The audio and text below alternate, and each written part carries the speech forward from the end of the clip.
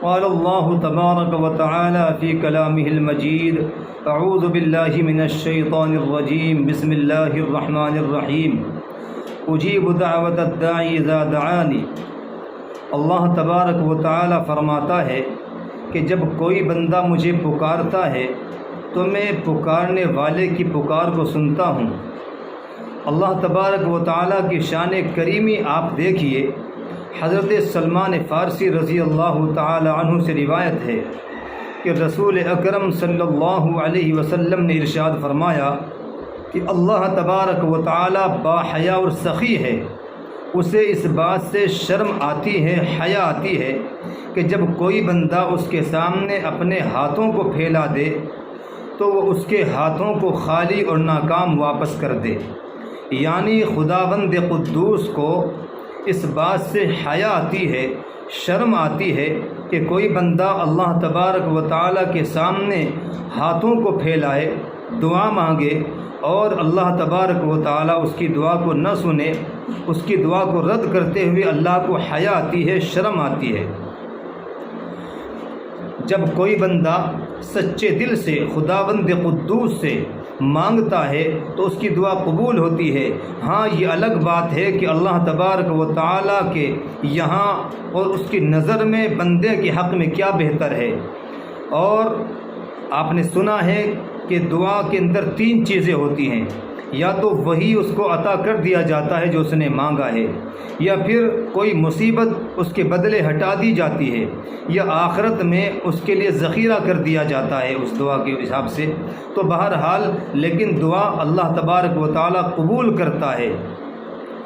تو خداوند قدوس باوجود یہ کہ تمام بادشاہوں کا بادشاہ ہے، احکم الحاکمین ہے، اسے حیا آتی ہے، شرم آتی ہے کہ وہ بندے کی دعا واپس کرے، اس کو خالی ہاتھ واپس کرے۔ لیکن ہم لوگ یعنی بندے محتاج ہو کر کے اور ضرورت مند ہو کر کے اور ہم فقیر ہو کر کے ہمیں حیا نہیں آتی، ہمیں شرم نہیں آتی، ہم بے حیا ہو گئے کہ ہم رب سے مانگتے ہی نہیں ہیں۔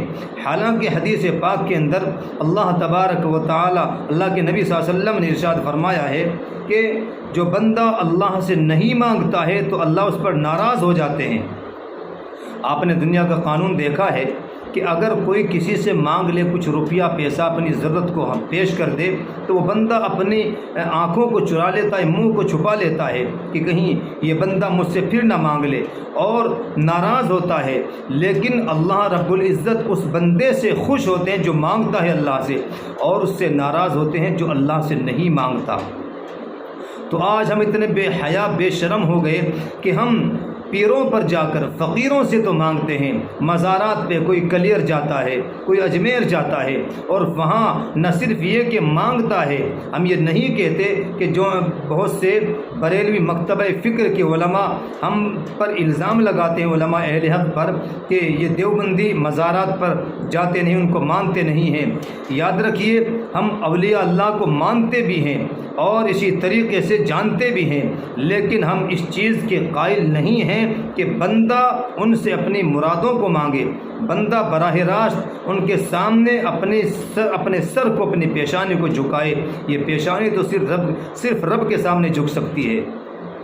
تو اس لیے ہم نے دیکھا ہے کہ لوگوں کی اگر چند دنوں میں دعا کی قبولیت کے آثار نظر نہیں آتے ہیں ان کو، تو پھر وہ مزاروں کا رخ کرتے ہیں، وہ کلیر جاتے ہیں، وہ اجمیر جاتے ہیں۔ ہم نے اپنی آنکھوں سے دیکھا ہے کہ وہ لوگ جا کر کے وہاں پیشانی ٹیکتے ہیں۔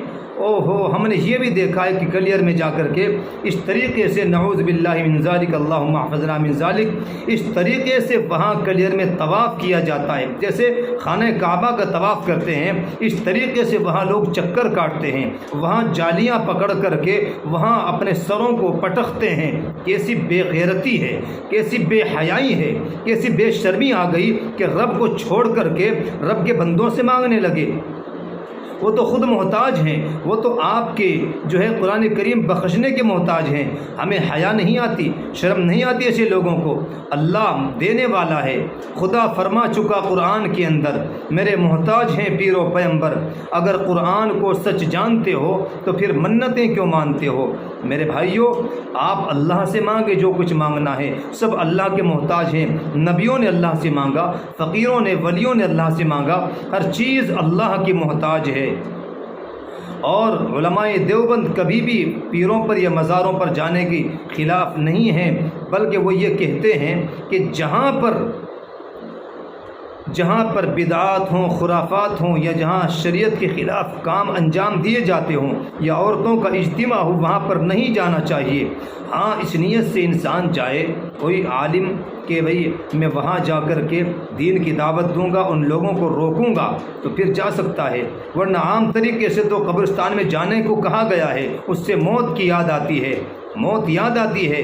تو پھر ولیوں کی قبر پر بھی جایا جا سکتا ہے، مزاروں پر جا سکتے ہیں، لیکن وہاں جا کر کے فاتحہ پڑھیے اور آپ یہ کہہ سکتے ہیں کہ اللہ یہ تیرے مقبول بندے ہیں، ان کے صدقے تو فعل میں ہماری دعاؤں کو قبول فرما لے، بس یہ کام کر سکتے ہیں۔ لیکن یہ کیا بے غیرتی ہے، یہ کیا واہیات ہے کہ انسان وہاں جا کر کے انہی سے مانگنا شروع کر دیتا ہے، یہ بے غیرتی ہے۔ تو انسان نے آج جو ہے لوگوں سے مانگنا شروع کر دیا ہے، مردوں سے مانگتا ہے لیکن اللہ سے نہیں مانگتا جو سب کی ضروریات کو پوری کرتا ہے۔ تو انسان پر افسوس ہے، بے غیرتی انسان کی بڑھ گئی ہے اس حد تک کہ انسان اللہ سے مانگتے ہوئے شرماتا ہے اور انسانوں سے، مردوں سے مانگتا ہے۔ اللہ تبارک و تعالیٰ تمام خرافات سے ہم سب کی حفاظت فرمائے۔